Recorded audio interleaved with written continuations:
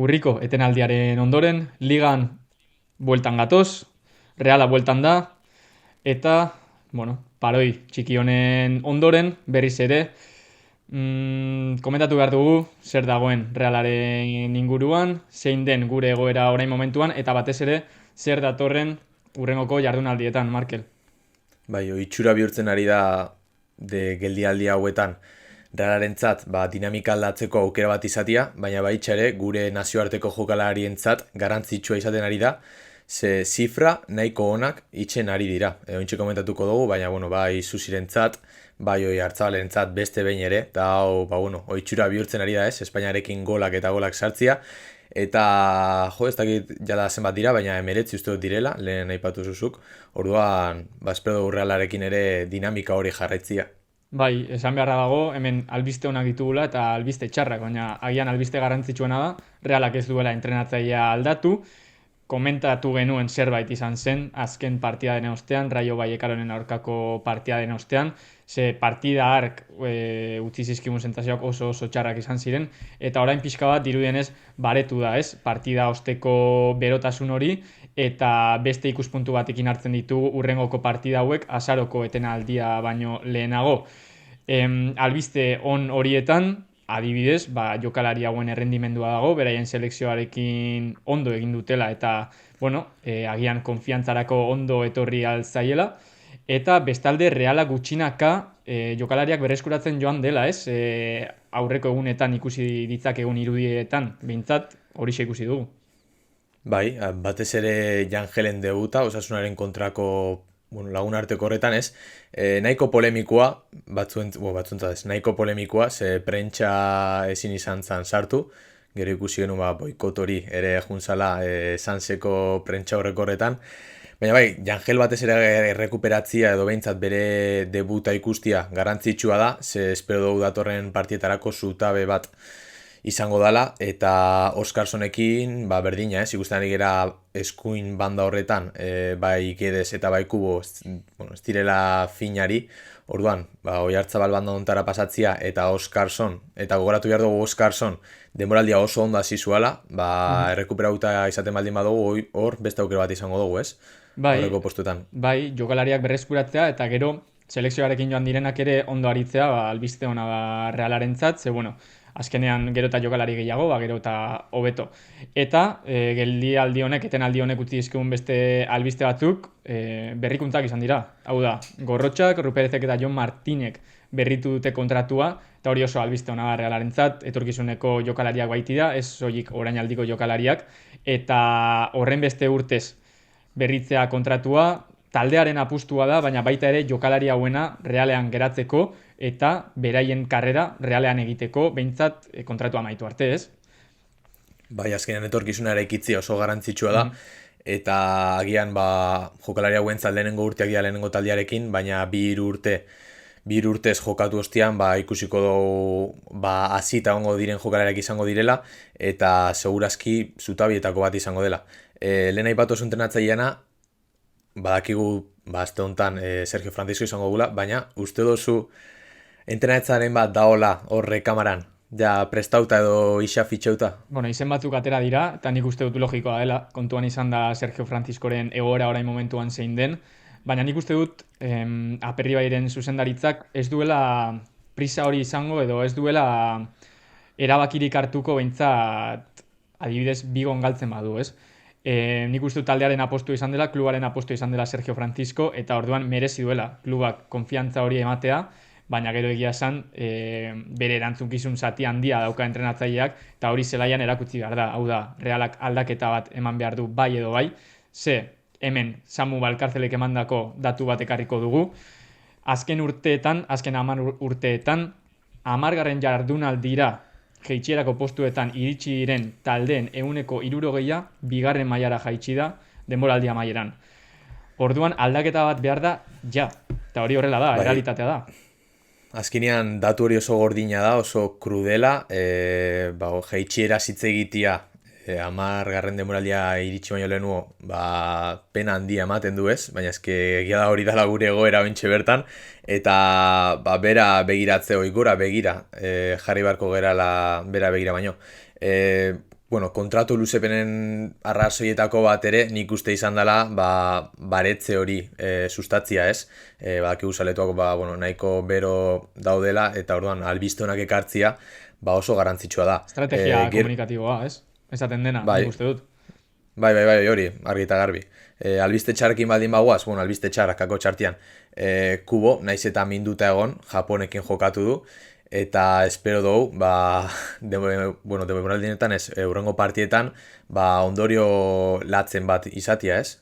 Nik uste dut ez dela 11koan egongo bigon, bidaia oso luzea delako, eta urkatila horrek ez duelako itxura honik, eta berak ere esan zuen, ez? Ez zegoela 80 minutuak jokatzeko prest, edo, bueno, agian entrenatzaileak esan zuen, naiz ondo gogoratzen, baina orkatila horrek ez du itxura honik. Gero, Oyarzabalentzat adibidez beste 180 minutu izan dira jokatzen, oso ondo jokatu duela eta bere konfiantzarako ona dela, baina beste 180 minutu dira bere hanketan, eta gero, ez dakit albiste txarra moduan hartu dezakegun, baina Sergio Francisco entrenatzaile izaten jarraitzea ez da agian taldeak behar zuen elektroxok hori. Orduan, ikusiko dugu hau albiste txarraen edo ona, hori emaitzek esango dute urrengoko jardunaldietan, baina esan dezakegu Reala stand-by horretan geratu dela eta oraindik ez daukala aldaketa hori ziurtatuta. Orduan, ikusiko dugu inkognita hor dago.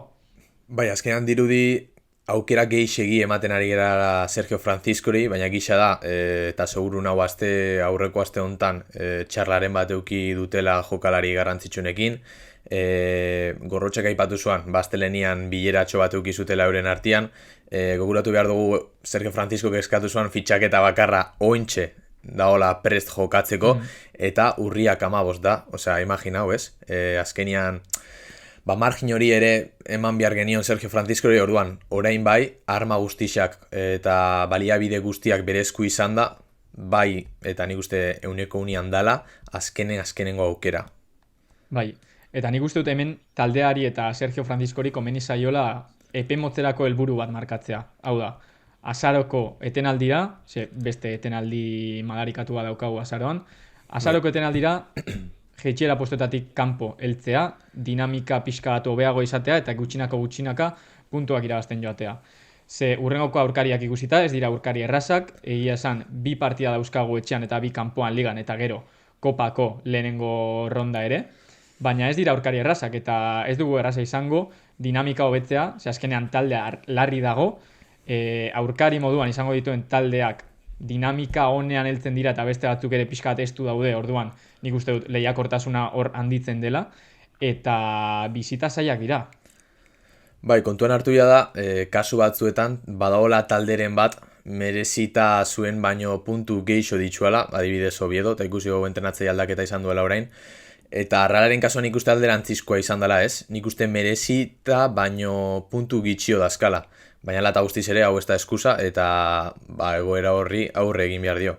Aipatzeko, asteburu hontan, Zelta dakago aurrian, zelai garrantzitsua Realaren zatez, gogoratzen dugu hor Juan Miren gola, buruz korner baten ostian Europako zelkapena lortzeko, espegu errepikatzia ere gesta hori, 16. postuan dautaldia da, ez du irabazi, ez du garaipena lortu demoraldi honetan, orduan, lehenguan aipatu genuen eta ointxere, talde oso garrantzitsuak daude jeitxera postuetan, orduan, egoera horreri talde horiek buelta ematen badiete, izugarizko purea egongo da hor, mixa, eta ez dakigu nola emaituko dan, ze azkenean daño kolateral horiek egon aldira, ez?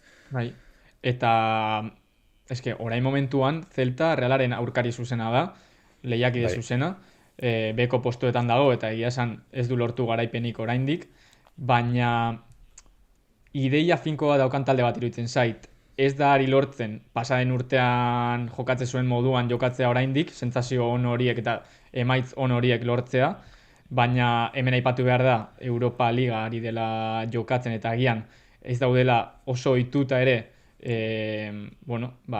hiru lehiaketetan parte hartzen denboraldi batean, baina hala ere, lehenengo parte hau oso garrantzitsua izango da, eta Zeltak naiz eta beko postu horietan egon, datu nahiko onak ditu, eta Realaren papera are gehiago zaildu dezaketen datuak, eta ekarri ditugu. Bai, lehenengoa seigarren taldea dala baloi jabetza handienarekin ligan, eta hirugarren taldea azken erenean emandako pasietan. Hau da, Realaren ideia hori ere mantentzen du, orduan ikusiko du norgehiako horretan bueno, aterako dan garaile ez, ze azkenean Reala ere baloia izan nahi duen talde bat da, eta alde horretatik nik uste interesgarri egongo dela. Bai, gero beste datua dago, Realarekin partekatzen duena gutxi gora bera, eta da oso goian presionatzen duen talde bat dela. Hau da, ikusi dugu, Realari hori oso ondo atera zaiola, eta izan ere, Celta baino hobeto atera zaio, ze Realak 59 berreskuraketa izan ditu beste zelai erdian, hau da, aurkariaren zelai erdian, eta 59 berreskurapen horietatik 14 jaurtiketan amaitu dira. Celtak ere antzeko zenbakiak ditu, orduan hor ikusiko dugu, ea, Gorrotxaren eguna den, Jangelen egunaren jogatzen badu, eta defentsaren eguna den baloia ateratzeko orduan, ze hor ikusi ditugu akats batzuk batez ere anoetan, talde esango dugu honek ez dizutela barkatuko, ez? Orduan hor kontuz ibili behar da Reala, eta jakiteko bakarrik Celtak goian presionatuko gaituela. Bai, eta hiru defentsakin jokatzen dut, nik uste hori garrantzitsua dela aipatzea, ze badakigu, hiru edo bost defentsakin jokatzen duten taldiak orokorrean defentsan oso fin aritzen direla, oso zaila dela zi hori pasatzia ez, orduan, bandetatik, bai Barrene, eta bai ez dakigu Guedes, Kubo, Oyarzabal agian eskuinetik, oso fin aritu behar dira, Barreneren partidak oso denboraldia orokorrean oso ona izaten ari da, taldeko nik uste honena, agian izan daitekela ez, orduan, alde horretatik, kontu zibili beharko da trantsizioetan Reala ere. Bai, eta gero azkenean, baloiaren jabetza eta partiaren protagonismoa nik uste dut hor lehi handia ongo dela. Ze nik uste dut bi ideia naiz eta alde desberdinekin antzeko direla, eta Celta datuetara joaten bagara berriz ere, hirugarren taldea da, 10 pase baino gehiagoko jokaldiak gehien egiten dituena. Hau da, Real Madridek eta Bartzelonak soilik egiten dituzte jokaldi gehiago 10 pase baino gehiagorekin. Horrek esan nahi du, Celtak baloia izateaz gain, nahi duen tokian izaten duela baloia, eta gero jokaldi horiek normalean erasoan amaitzen dutela, ez? Kontraerasoan min gutxiago egiten du, hau da, ez du oraindik golik sartu kontraerasoan edo 10 pase baino gutxiagoko jokaldietan, eta hori ere aipatu behar da, baina protagonismoa benetan lehiatuta egongo da, eta hor Realak pertsonalitatea erakutsi beharko du, balaidozera joateko, eta baloiaren jabetza lortzeko eta irabazteko. Bai, zergati bat egon behar da beti baloia mantentze horretan ez, eta azkenean ideiak argi egon behar dira, bi hiru lineen arteko komunikazioa eta harremana guztizkoa izan behar da. Orduan, espero dugu bai, azkenengo ultimatuma izatea, Reala buru altxatzeko eta aurrera begira jartzeko. Partida honetatik Sevilla jasoko dugu hurrengo ostiralean etxian, Sevillaren kontra, gero Negreira etorriko da kopan, Galiziara bidaiatuko du Reala, eta gero etxian Atleti, eta azkenik Elche, kanpoan. Bai. Orduan, zuk zein helburu markatuko zenuke hurrengo paroira iritsi horretik? Nik hasieran aipatu dudana, batez ere jeitsiera postuetatik kanpo geratzea azaroko etenaldi horretarako, bigarrena kopan lehenengo erronda horretatik pasatzea. Orain momentuan ez dut dala erraz ikusten. Eta batez ere Sergio Franciscoren kreditua luzatzea, baina berak irabazitako zerbait denean. Hau da, taldeak erakutsi dolako bertsio hobeago bat, eta emaitzak heldu direlako. Bestela, benetan itxura txarra hartuko diot, oraindik goizo daitze egiteko eta ez gaude azaroan, baina jardunaldi hauen ondoren bideo bat egiten badu eta gure sentsazioak antzekoak baldin badira, zerbait gaizki egin dugulako izango da. Orduan, nire helburuak behintzat horrek izango ziren. Bai, momentu enten Realak 5 puntu ditu, eta kontuan hartuta, adibidez, Atleti 8. postuan dagoen, Europako postuetan 13 puntu dituela, hau da, 7 puntuetako diferentzia dagoela, nik uste bai Sevilla eta bai Atleti etxian izan da, gaina derbia oso garantzitsua da beti, orduan bi partio horiek bai ala bai irabazi behar direla, gero Elche eta Celta kanpoan kontuan hartuta, nik uste berdinketaren bat lortzen badu Realak ere berri ona izango dela, eta kopananik ere partekatzen dut. Orduan, hori, ikusiko dugu igandian nolakoa izango dan partida, espero dugu taldian txufa ateratzia, eta ikusi ez ditugun jokalariak, bai horri lesionauta gondalako, bai Aritz Elustondo eta bai Jangel, entxufauta sartzia, eta ea dinamika hon baten sartzen geran, ez? Bai. Behintzat, Ordua dala. hemen egongo gara partida ostean beroan komentatzeko pixka bat gure sentsazioak partidaren inguruan. Orduan bertan ikusiko dugu elkar. Hori da.